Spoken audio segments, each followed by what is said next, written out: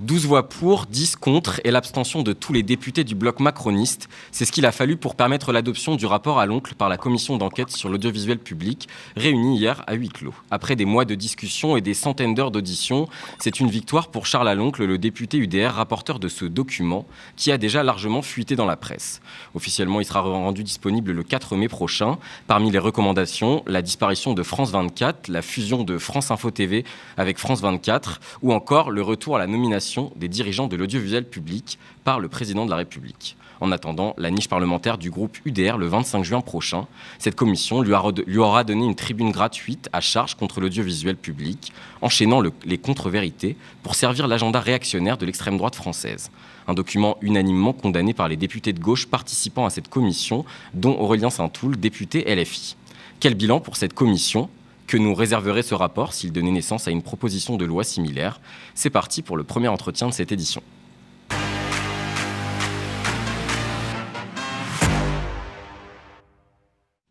Aurélien Saint-Toul, bonsoir. Merci d'être avec nous sur le plateau du Média TV. L'adoption de ce rapport par la Commission, j'imagine que c'est quand même un gros revers. Comment est-ce que vous l'expliquez ?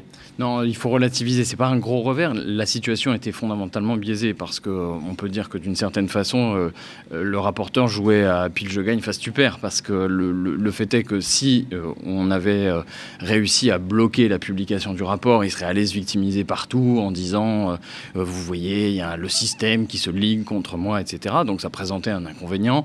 Et de l'autre côté, la publication, maintenant, il peut évidemment fanfaronner et dire voyez, j'ai réussi, j'ai franchi l'obstacle. Donc n'importe comment, il n'y avait pas d'excellente solution dans cette affaire-là. Et pourquoi il n'y avait pas d'excellente solution ? Parce que la commission d'enquête a été mal présidée. Elle a été menée évidemment par le rapporteur d'une façon détestable, mais ça, tout le monde en convient. Un point sur lequel on ne s'est peut-être pas assez attardé, c'est qu'on aurait pu faire très différemment. D'abord, le président aurait pu donner beaucoup plus de temps de parole aux autres groupes, ce qui aurait quand même contrebalancer, que le rapporteur ait du temps, il n'y a aucun problème là-dessus, mais que les autres groupes puissent s'exprimer davantage, qu'ils puissent orienter davantage la conversation, etc.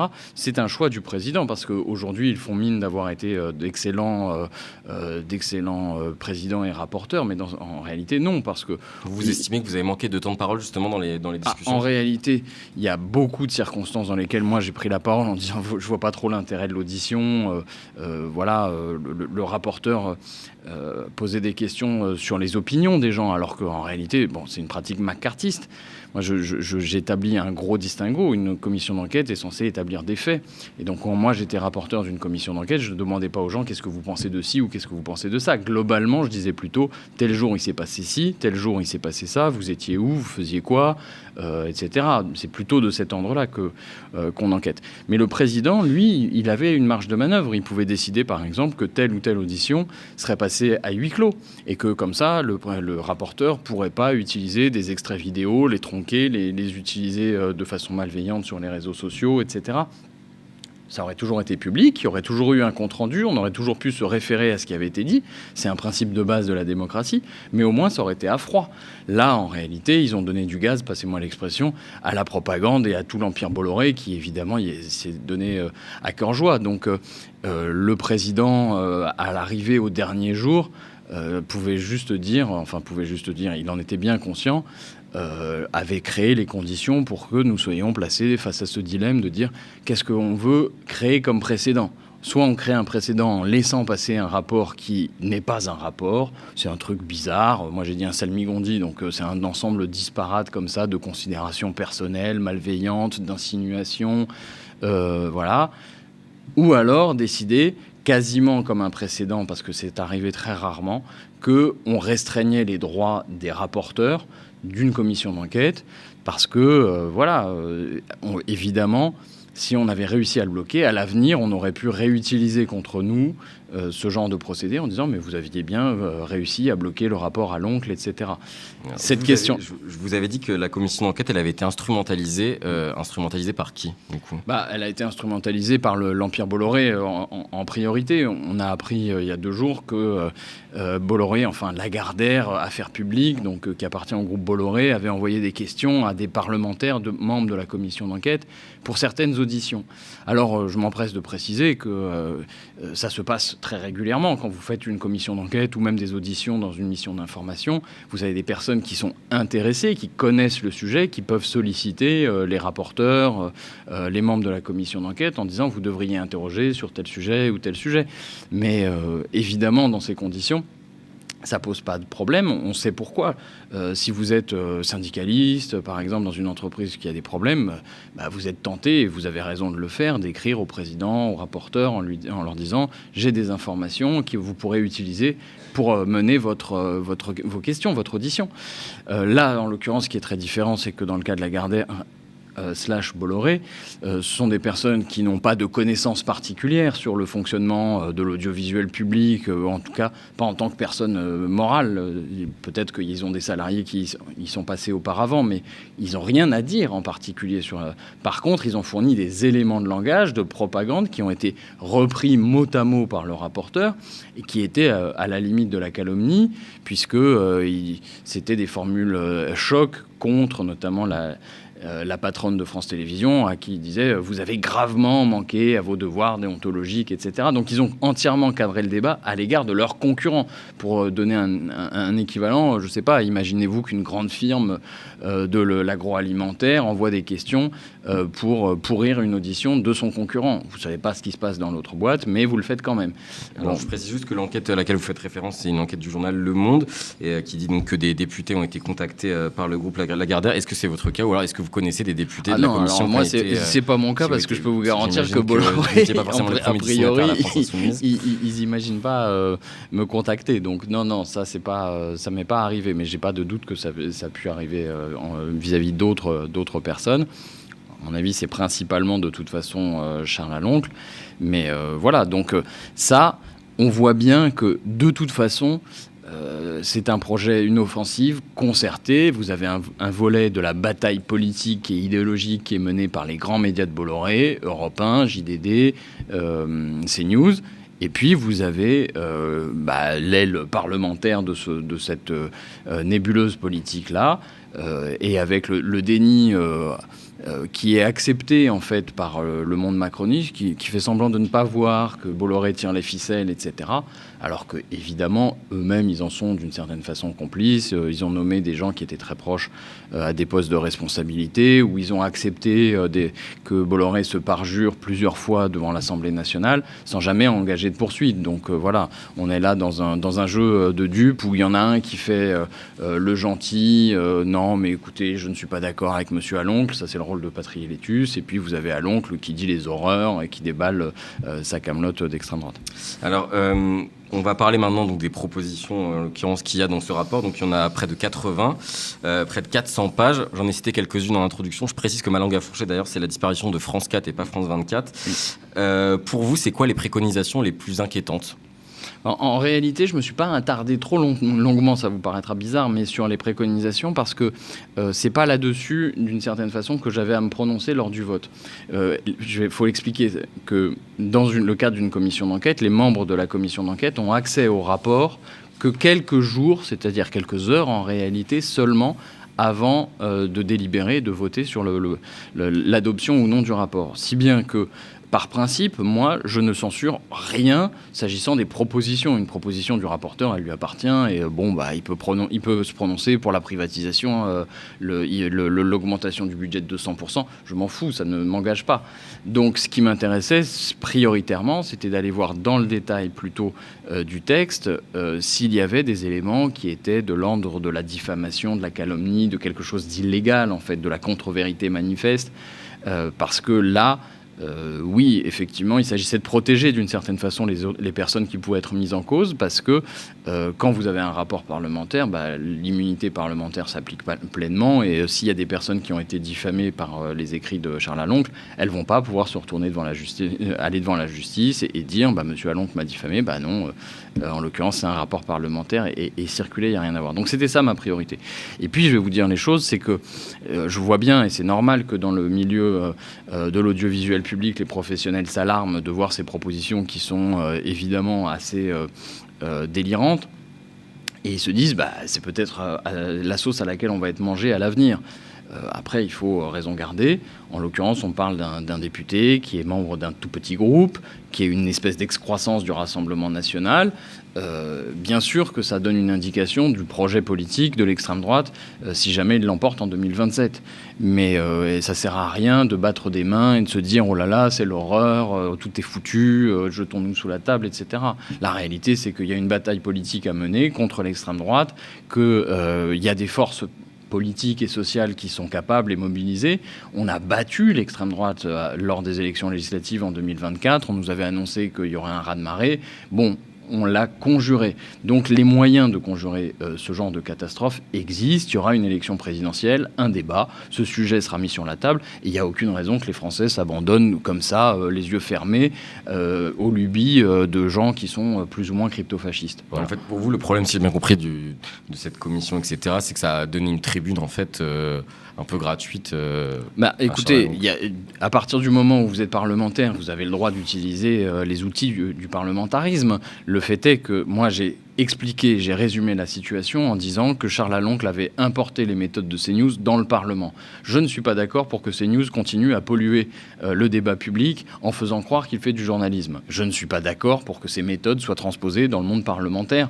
C'est-à-dire, quelle méthode ? Le mensonge, purement et simplement. À partir du moment où vous ne vous fondez pas sur des faits, où vous détournez le sens des propos des personnes que vous avez interrogées, évidemment, vous créez de la confusion et vous empêchez un jugement serein de prendre des décisions éclairées. Je donne un exemple très simple. Vous avez des syndicalistes de France Télévisions qui ont été auditionnés. C'était normal, on s'interrogeait sur d'éventuels dysfonctionnements dans l'audiovisuel public. Et ce sont des syndicalistes, vous imaginez bien qu'ils partent pas en vacances avec la direction. Ils ont plein de reproches à lui formuler, d'ordre plutôt de gestion du personnel, ce qui est bien normal. Et ils ont des idées aussi sur l'avenir de l'audiovisuel public, souvent assez bonnes. Voilà. Qu'est-ce qu'ils ont fait ? Ils ont commencé par ça. Ils ont dit, écoutez, nous, on a un problème, la direction, on lui demande ceci, elle fait cela. Bon. Mais ils ont aussi dit, tous, la commission d'enquête, depuis quelques semaines, crée une ambiance de travail pourrie au sein de l'audiovisuel public. On a l'impression qu'on est détesté, que les gens, vous considérez que on est des espèces de parasites, que voilà. Donc pour nous, ça devient difficile de faire notre travail et ça crée une ambiance vraiment détestable. Bon. On voit bien que le sens de leurs propos est entier. On ne peut pas prendre juste la partie où ils accablent, où ils critiquent la direction, et puis dire de l'autre côté, non, mais tout va bien, la commission d'enquête, elle est très bien perçue, etc. Vous ne pouvez pas citer un aspect de leur intervention pour écarter complètement le reste. Alors, c'est ce qu'a fait Aloncle le plus souvent. En introduction, donc la majeure partie des députés du bloc macroniste se sont abstenus durant le vote. On écoute du coup le député Modem Erwan Balanant qui a choisi de s'abstenir. Je rappelle, un rapport, ça n'a aucune portée normative. C'est pas une loi. Donc, c'est un rapport. C'est le fruit d'un travail, un travail controversé, un travail qui pose beaucoup de questions sur la façon dont il a été mené et sur les conclusions qu'il pose. Alors, pourquoi ne pas avoir voté contre ? Parce que ne pas avoir voté contre, ça voulait dire que c'était ne plus avoir de rapport du tout. Et comment nous allions argumenter, contre-argumenter si nous avions plus de rapport ? On aurait eu la machine à fantasmes qui se serait mise en route. Les cris d'orfraie de Monsieur Aloncle parlant de complot, et nous aurions eu quelque chose qui aurait été malsain, je pense, pour la démocratie. Qu'est-ce que vous en pensez, vous, de cette abstention collective des députés alors d'abord, ce n'est pas une abstention collective de tous les députés macronistes, puisque le président de la commission d'enquête a fini au dernier moment par voter pour. On va revenir dessus. Bon, je crois que dans ce cas, Erwan Balanant se cache un petit peu derrière son petit doigt, parce que si c'est si mauvais que ça, il y a un moment, il faut dire stop. Et c'était la question qui s'est posée. Je ne veux pas non plus l'accabler, parce que... évidemment, on était face à un dilemme, je l'ai résumé tout à l'heure. Quel précédent on allait créer ? Est-ce qu'on allait restreindre à l'avenir les pouvoirs d'un rapporteur d'une commission d'enquête ? Et ayant été rapporteur, je peux vous garantir que quand on a essayé de me censurer, j'étais très très très en colère et j'ai fait des pieds et des mains pour que ça n'arrive pas. Donc je vois bien la tentation. Mais j'ajoute que c'était typiquement la tentation des macronistes face à un rapporteur de gauche qui, lui, n'avait pas porté atteinte aux principes élémentaires de l'honnêteté intellectuelle. Je le revendique. J'ai pas fait le même travail que Charles Aloncle. Pas parce qu'on n'est pas d'accord que je suis de gauche et qu'il est d'extrême droite, mais parce que dans mon rapport, on pouvait faire le distinguo très net entre ce qui était mes opinions, ce qui faisait consensus, ce qui était des faits, etc. Là, vous avez tout un ensemble d'insinuations, par exemple des formules complotistes. Il y en a une qui revient régulièrement, c'est qu'il y aurait au sein de France Télévisions un circuit de décision parallèle. Alors, de décision de quoi? Parallèle à qui? Etc. Vous voyez que rien n'est Oui, c'est basé sur c'est jamais sorti dans aucune audition. Personne n'a jamais dit il y a une espèce de cabinet noir qui conduit France Télévisions. Ça n'a jamais existé. Mais voilà ce qu'on trouve dans le rapport. Bon, évidemment, on se dit qu'à un moment, il fallait mettre une limite. Je pense qu'Erwan Balanant partage cette appréciation sur le fond du rapport. Voilà. Après, ils n'ont pas jugé que c'était la meilleure solution. Encore une fois, je vous dis, les macronistes, quand ils ont un rapporteur de gauche, ils se posent moins ce genre de questions. Donc, je crains qu'il y ait eu un peu d'hypocrisie quand même. Alors, on parlait un petit peu du président de la commission, donc le député Horizon Jérémy Patriélétus, qui a été mis en cause à plusieurs reprises par Charles Aloncle, justement, qu'il a désigné comme responsable d'une campagne de diffamation et de calomnie. Pourtant, il a fini, comme vous le disiez, par voter lui-même en faveur du texte. Parce que je considère que face aux attaques dont fait l'objet l'audiovisuel public, et on l'a vu dans cette commission d'enquête, face, et vous en parlez souvent ici, à la concurrence des plateformes étrangères, à la montée des réseaux sociaux, je pense que l'audiovisuel public doit rassembler ses forces. Je pense que la fusion de l'audiovisuel public permettra de le renforcer. On le voit. Ça veut dire une même entreprise. Ça veut dire une même entreprise. Ça veut dire par exemple, ce qui se passe en Angleterre avec la BBC. C'est-à-dire que le salarié d'Arte fait le même travail et fera et sera fondu dans le même ensemble qu'un salarié de France Inter ou de France Culture. C'est-à-dire une même entreprise avec 3 missions principales, recentrées sur des missions essentielles. Offrir une information fiable, pluraliste, indépendante, ce que vous faites ici à France Inter, garantir, soutenir la création artistique et audiovisuelle. C'est ça la raison même de l'audiovisuel public, 45% du financement des documentaires, de la télévision, ce que cette commission d'enquête n'a pas assez dit. Et puis, permettre la souveraineté culturelle de notre pays, c'est ça l'audiovisuel public. J'imagine que vous, ça vous a outré qui vote en faveur du texte. Un peu. Il faut que je vous raconte comment ça s'est passé. Alors, on va me dire que c'était à huis clos, etc. Mais la réalité, c'est que le huis clos, ça n'est pas le secret. Le huis clos, c'est un moment où on rentre pas, on ne peut pas en direct agir ou interagir avec l'extérieur. Voilà, ce qui appartient à la délibération appartient à la délibération. En revanche, il y a un compte rendu et ce sera publié. Jérémy Patriélétus a pendant 4 heures laissé dire ou entendu ou partagé la plupart des critiques qui avaient pu être formulées sur le rapport et à la fin, un peu comme on dit au théâtre, un deus ex machina, un retournement de situation que personne n'avait vu arriver. Il a fini par dire bon, écoutez, monsieur le rapporteur, si vous retirez en gros 3 choses, il y a eu trois légers changements du rapport. Alors, un, c'était le rapporteur qui a accepté de retirer une proposition qui figurait et qui est la suppression de ce qu'on appelle la C2I, qui est un crédit d'impôt qui vise à attirer des productions de cinéma en France. Bon. Ça n'avait pas trop de rapport quand même avec l'audiovisuel public. Il y en a un, mais relativement ténu. Le deuxième, donc ça, il a consenti à le retirer. C'était assez périphérique. Et puis, 2 choses qui ont disparu comme ça. Ils ont obtenu qu'on l'enlève. Une mise en cause de Yael Braun-Pivet qui, au début de la commission d'enquête, s'était rendue sur France Inter pour expliquer qu'elle ne trouvait pas les méthodes de Aloncle très adéquates. Et puis, le troisième élément, mais qui a été manifestement et explicitement décisif dans le choix de Jérémy Patriélétus, il se trouve que M. Patriélétus, en tant que parlementaire, a siégé au conseil d'administration d'un des groupes de l'audiovisuel public, France Média Monde, je crois, et à ce titre, Charles Aloncle le brocarde dans l'introduction du rapport, le brocardait de fait, en disant que, d'une certaine façon, il y avait une forme de conflit d'intérêts et qu'il n'aurait pas dû devenir président de la commission d'enquête. Donc la formule était en dépit du fait qu'il a été membre du conseil d'administration. Jérémy Patriélétus, accrochez-vous bien, a fait retirer cette formule en dépit d'eux.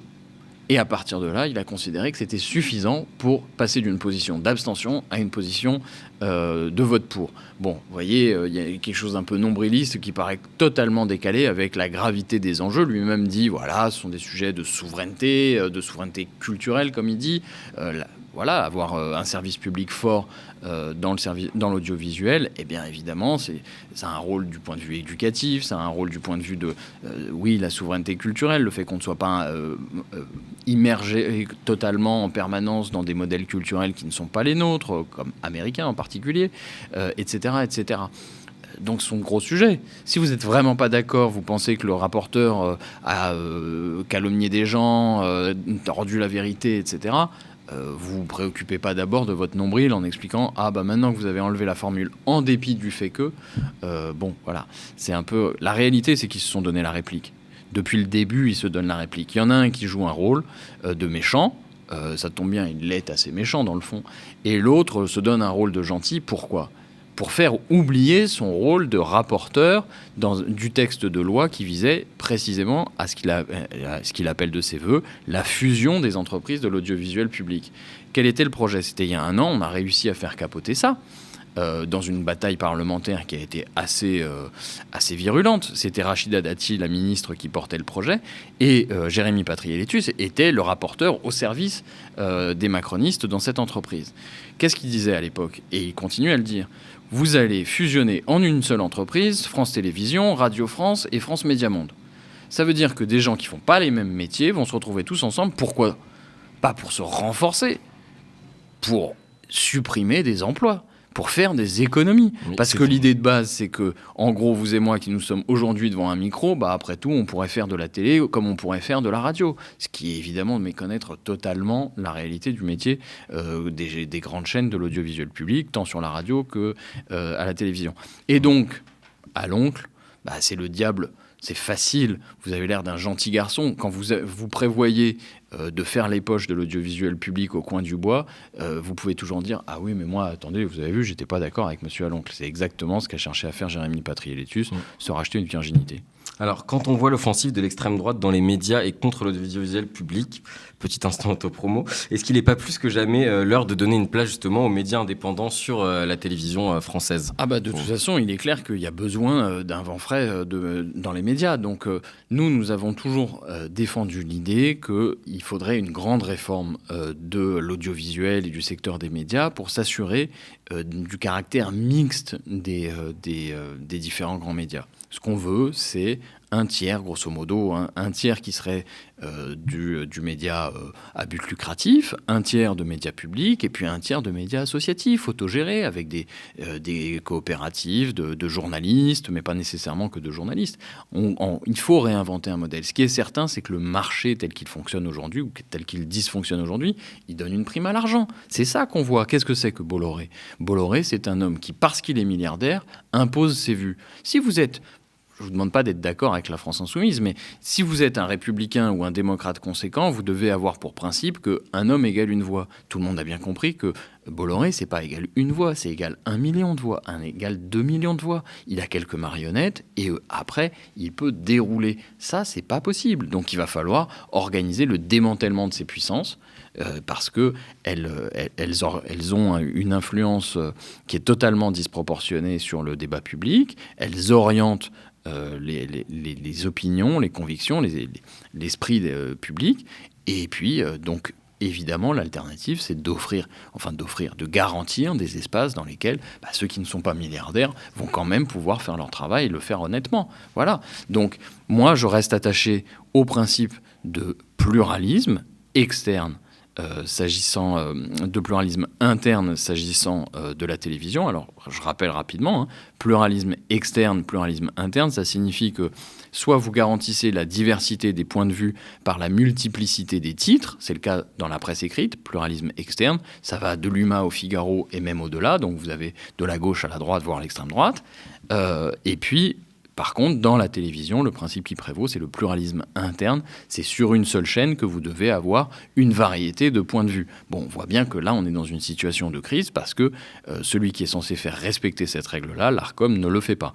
Donc, il va y avoir une réforme nécessaire, globale, en 2027. Jean-Luc Mélenchon a dit que ce serait l'une des premières qu'on mettrait en œuvre, et je crois qu'il a bien raison. Que ce soit lui ou un autre candidat à la présidentielle, ça ne changera rien au fait que notre priorité sera celle-là. Il faudra faire une très grande réforme des médias pour s'assurer qu'enfin il y a une vraie respiration démocratique dans ce pays.